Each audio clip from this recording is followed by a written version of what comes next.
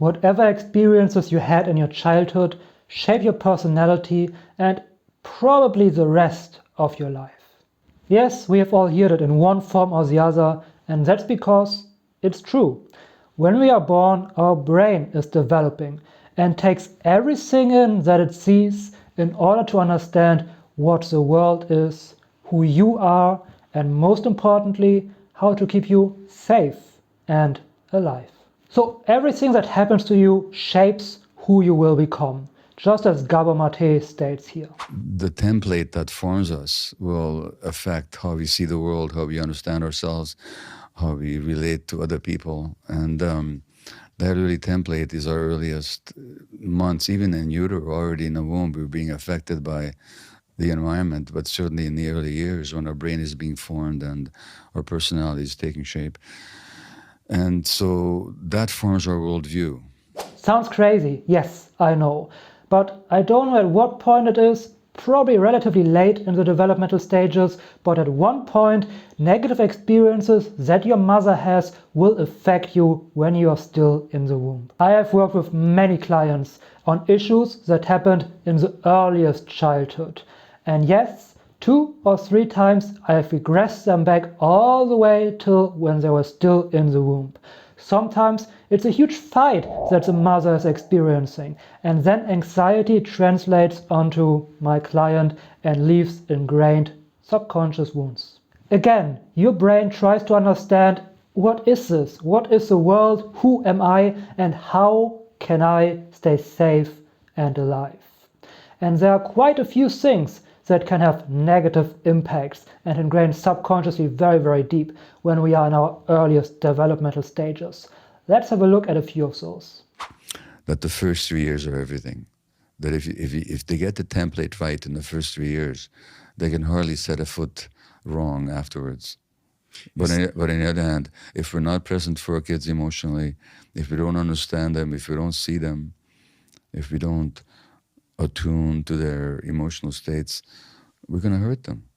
And if they understood what the needs of children are, and I mentioned some of them, for play, for experience of all emotions, for unconditional loving attachment, for the child being able to rest from having to work to make the relationship work.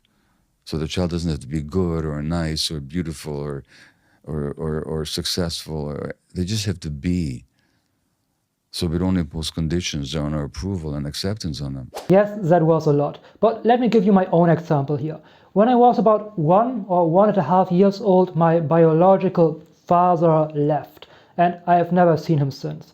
But again, as small children, we don't understand what the world is, and we take everything in that happens to us. So him leaving ingrained a huge abandonment wound inside of me. And as a small child, I took it as my fault that he left. So him leaving must mean that I am not good enough. And that has affected my life to a huge, huge degree for a long time. And Gabor has a vaguely similar story. If you want to listen to his whole story, the podcast link is in the description down below. Let's listen to a small part here. The infant takes everything personally. That's just the nature of the infant. As infants, we're narcissists. We think it's all about us. So when things are great, hey, we're great. But when my mother's unhappy, it's because she doesn't want me, or I can't make her happy, or I'm inadequate. So that separation from my mother certainly set a template for some of my relationship interactions with my spouse decades later. But the sense of not being good enough and being responsible, that was inculcated in me throughout that whole first year of life. So much so that in this book, The Myth of Normal, I actually talk about an experience with psychedelic mushrooms with a therapist. This is not that long ago, 7 years ago maybe, when I'm at least 70 years old. And I'm in this therapeutic session with the psilocybin, the medicine, and the therapist. And I know that I'm 70 years old, and I know this is a therapy session, and I know her name, and I know who I am in the world. But at the same time, I'm experiencing myself as a 1-year-old baby, and she's my mother. And I start crying. Tears come down my face, and I say, I'm so sorry I made your life so difficult. No, that was an unconscious memory of my sense of myself as a 1-year-old, that I made my mother's life so difficult, because that's the way the baby interprets it. And his experience with his therapist shows pretty well how you actually heal these deep wounds and traumas. Often, or sometimes, you have to go back subconsciously to the actual event where it happened, and you have to walk through it in order to resolve the attached emotions. So to make that clear, let's look at this. Just let's say here we have emotional intensity. So the higher, the stronger the emotions you experience. And here this is time, not that important. And this red line here is the maximum of emotions that you can handle. If emotions cross this red line, they are overwhelming. They are too much for you to handle in the moment. And again, as small children, a lot of things get too much to handle very fast because we don't have developed a huge capacity to deal with stuff yet. So when you're a small child, you go through your life, you experience emotions up and down, and then this happens. Right here. This is, for example, my father leaving, abandoning me. It gets emotionally overwhelming. So what my subconscious does, let's take blue here, it seals it inside of a box, so to speak, and there it just stays, stored away. It just stays and it never resolves. This is the so-called ISE, the initial sensitizing event. And right here, the abandonment or attachment wound started. Now, when you go through your life, you are sensitized for this trauma, and other things can trigger it relatively fast. So, for example, when I have a fight with another family member, I feel like I am not good enough, I need to do better because my abandonment trauma is triggered, and it just builds on top of each other. And then the next thing is maybe friends. And then after that, at one point, it's probably my partner, where my abandonment wound is triggered, and just builds on top of each other like that throughout your entire life until you go back here and resolve the trauma at its root. So this all starts basically with making it your fault, or making it my fault that he left. And I think this is probably a defense mechanism, because if it is my fault, I can do something about it, right? If it wouldn't be my fault, I would be at the mercy of what happens. But if it is my fault that he left, I can be better. I can try to do better. I can try to be good enough so that I will not get abandoned by other people. And right there, as a small child of 1 or 1.5 years old, this is crucially important for my survival. I cannot survive on my own, so I need to make sure that I am not abandoned. Of course, other people, I will not just be abandoned, right? But as a small child, my brain does not know that. It just sees, oh God, this one person abandoned you, so now you better try your best to be good enough for others so that you stay safe, so that you stay alive. And that's why this safety lesson, be good enough for others, do everything right so you stay safe and alive, ingrained so deeply, and then it keeps building on top of each other, like I said. And as you also can see here is, when you experience trauma, a part of you stays in that event. A small part of you is still 1 year old and it gets triggered, you're directly back at that event when you experience a similar situation. This is basically what a trigger is. And you don't have any tools or any techniques or anything to deal with what is happening, just as Gabor explains here. Trauma means a wound. That's the literal meaning of the word. It's a Greek word for wounding. So trauma is a psychological wound that you sustain. And it behaves like a wound. So on the one hand, a wound, if it's very raw, if you touch it, it just really hurts. So if I have a wound around not being wanted, then, or the belief that I'm not, then decades later, if anything reminds me of that, it hurts as much as it did when I originally incurred the wound. So in one sense, trauma is an unhealed wound that touched, we get triggered. That's what triggering means, by the way. Some old wound gets activated or touched. And the other thing that happens to wounds is that they scar over. And scar tissue has certain characteristics. It's thick, it has no nerve endings, so there's no feeling in it. So people traumatized disconnected from their feelings. Scar tissue is rigid, it's not flexible. So we lose kind of response flexibility. So when something happens, we tend to react in typical, stereotypical, predictable, dysfunctional ways because of the rigidity. And scar tissue doesn't grow like healthy flesh. So people who are traumatized tend to be stuck in emotional states that characterized their development when they were traumatized. So when somebody says to you, "Don't be such a baby," it doesn't sound very pleasant, but there's some truth to it. It means that you're probably reacting according to the lines of some wound that you sustained as an infant, and now you're reacting as if that wound was happening all over again. Yes, you do not develop or mature in relation to that trauma or wound until you finally revisit it, resolve it, and then you can finally mature and develop in relation to it. But up until then, your wounds and trauma have a huge degree of control over you and your life. And this analogy here fits perfectly. They're living unaware of the puppet master Yeah. of trauma that is driving their life. That's a really good analogy. The trauma really is like a puppet master behind the scenes in the unconscious, pulling your strings, and you're not aware of it. You know, do you remember Pinocchio? Yeah. So you remember what Pinocchio says at the end when he finally becomes a real boy? Yeah. He says, "How foolish I was when I was a puppet."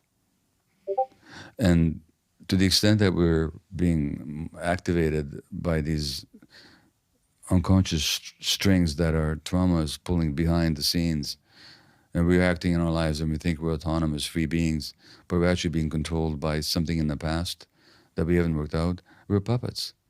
We're actually puppets. For most people, their life goes in cycles. Yes, the cycles may get bigger and bigger, but it's always the same cycles that keep repeating over and over again. And often they are not even aware of that. And these cycles will keep repeating until you finally heal the wound or trauma that caused these cycles in the first place. And often this resolves around an inner lag, an emptiness that you try to fill with something from the outside.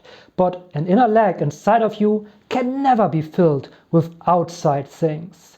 Now this might be a feeling of not being good enough and trying to find your worth in a relationship, which is where most toxic narcissistic relationships come from. Or it might be that you just try to numb your emptiness or fill this void inside of you with drugs, alcohol, food, shopping, work, or whatever it may be. And all of this becomes addictive to some degree. In order for yourself to distract yourself, numb your feelings, or fill this void or pain inside of you. It's strange to say, not that I recommend it, but it's possible even to use heroin in a non-addictive way. I don't personally get it, and I would never want to, but the addiction is never in the behavior itself, it's in your relationship to the behavior. So if the particular activity gives you temporary relief or pleasure, and therefore you crave it, but it causes harm in the long term and you can't give it up, you've got an addiction. And I don't care what the activity is, it could be drugs and all the other things that we mentioned. And it employs the same brain circuits, by the way. The workaholic is after the same brain chemical that the cocaine addict is after, dopamine, you know. And people can be even addicted to their own stress hormones, like adrenaline, the so-called adrenaline junkies. There's such a thing, you know. So almost anything can be addictive if it serves the purpose of temporarily easing some distress, but causing harm in the long term. So how do you resolve the trauma and heal from it? We already talked a bit about it in the beginning, but of course, the very first, most important thing is awareness. You need to become aware of your issues. And a very good way to do so is like this. Whenever you feel a strong feeling or emotion coming up inside of you, stop for a second and ask yourself, what inside of me caused this feeling to come up? Now, you may say now, it wasn't anything inside of me, it was this person that caused that. It was this place that caused this. It was this situation, it was this experience that caused this feeling to come up. But hold on here. Most of the time, when you experience a strong emotion coming up inside of you, it's not actually the person, the place, this is just the trigger. The trigger that triggers an old wound inside of you, just like we've talked about before. And this old wound causes then the feeling to come up. It's almost always something inside of you that needs healing. But just as Gabor says here, when a person, place, or situation triggers you, your reaction, these overwhelming feelings, are not about the situation that's going on the outside. But once you're aware that, this reaction of mine, it's not about what's going on right now. There's something old being activated here. That awareness alone weakens it slackens the strings a bit. Now they're no longer as taut. They're no longer as automatically capable of pulling on you. So it does have to begin with awareness of them. Ultimately, if we realize that this puppet master is just a desperate little person trying to get you to survive, the only way he, she, they knew how when they were small, if you make friends with it, but we relieve it of its duties, saying thanks very much, but I can handle it now, it eventually becomes our friend rather than sort of our master. Okay, good. Now let's say you realize these things and you are aware of it. What can you now do to resolve them? We'll go deeper into that in just a moment, but let's listen to what Gabor says here. Now, agency, when I read that word, I hear like personal responsibility, taking personal responsibility over my life. Exactly. Which also means not letting, you don't wear trauma as a badge, or you don't use it as a get out of jail pass in a game of Monopoly. Oh, I was traumatized, so I can't be any other way, Giving all the power to the puppet master. Yeah, exactly. So agency means actually I take responsibility, not for what happened to me, not even how I interpreted the world as a result, going backwards, but how I interpret the world from now on. Do I still want to interpret the world and my role in it based on some decision I made when I was a 1-year-old?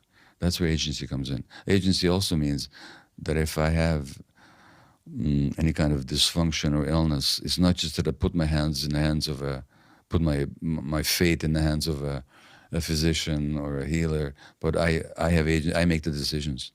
I listen to your advice. I accept some, I don't accept some, but I'm the one who's making the decisions along with what seems right to me. Some form of work.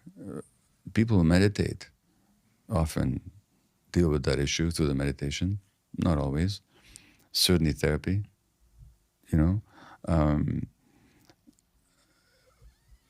by recognizing also that what you're doing to get the sense of it doesn't really do it for you, just by getting honest about it, Responsibility is absolutely essential. If you take responsibility, you put yourself in control of the situation. You empower yourself.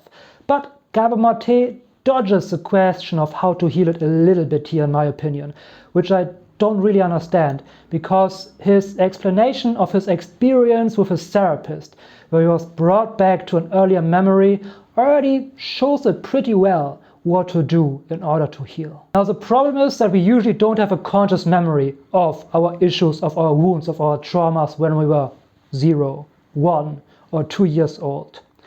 But if you have an issue, your subconscious always knows where this issue comes from. Because if it wouldn't know, if there wouldn't be a subconscious recollection of that, it wouldn't be an issue. And one way to get to that is through hypnosis.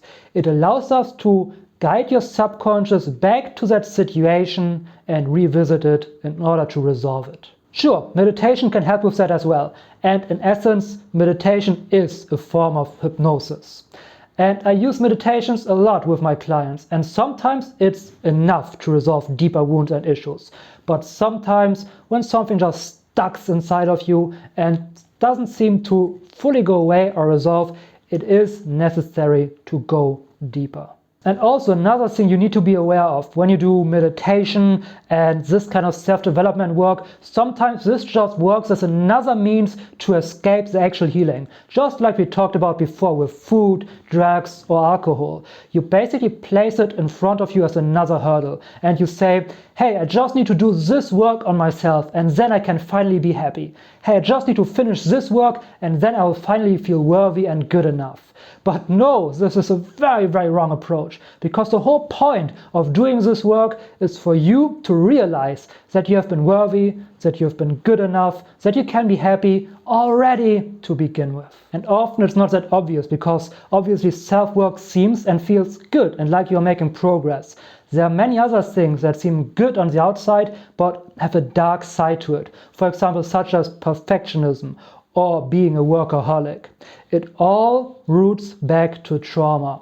If you want to learn more about that and how to resolve this dark side but keep the positive things, I've made a whole video about it and you can find it right over here.